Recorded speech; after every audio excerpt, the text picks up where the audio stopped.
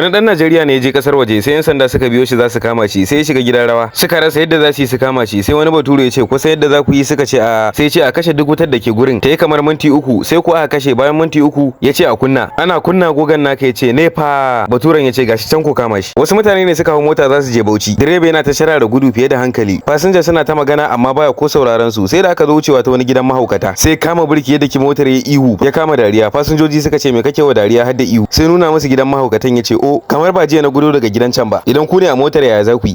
Wasu mahaukata ne suna zaune kawai suka fara hayaniya suna musu sai ɗaya ce shi yasa fa jiya da ka mutu ban zo jana'izar ka ba sai ɗayan shi ma ce to ni an gaya ma shekaran jiya da ka mutu kai na zo taka ne kawai suka fara fada. Wasu fatalu ne guda biyu suka haɗu suke hira sai ɗaya tambayi ɗayan taya ka mutu sai ba shi amsa ya ce kulla kaina ne a firji har nayi kankara numfashi na ya tsaya shi ma ɗayan ya tambaye shi kai kuma fa sai ya ce gidana na shigo na komai a hargize alama barawo ya shigo ya bincika ko ina ban ga kowa ba na zauna a firgice kawai tsoro yasa zuciyarsa ta buga sai ɗayan ya ce shin ka duba cikin firjin ya ce a ya ce ka ji banza da yanzu muna gun yan sanda muna kes wai ɗayan me yake nufi ne. Wani mutumin ƙauye ne ya je birni da ya tashi dawowa sai siyo matarsa tsarabar madubi dan ba ta taba ganin kanta a madubi ba tana duba sai ta ga fuskarta a ciki sai ta yi fushi ta yi yaji da mamanta ta tambaye ta dalilin da yasa ta yi yaji sai ta ce mijinta yayi mata kishiya a birni ya kuma kawo mata hotonta uwar ta ce mu gani tana duba madubin sai ta ga fuskarta a ciki sai ta ce wannan tsohuwar banzan zai auro miki lalle dole ki yaji. Wani alhaji ne hada da wata 'yar kabilar Ibo mai suna Chidinma ya yi mata Hausa amma ta bayyana masa cikin Turanci cewa ba ta ji sai ce ayya yarinya da kina jin Hausa da kin ci banza dan bana sati a Najeriya kullun ina US UK China Paris ko Dubai kin ga duk ranar Asabar sai mu tafi tare da ta ji haka sai ta ce Cineke Alhaji har ka sa na fara jin Hausa yaya buzni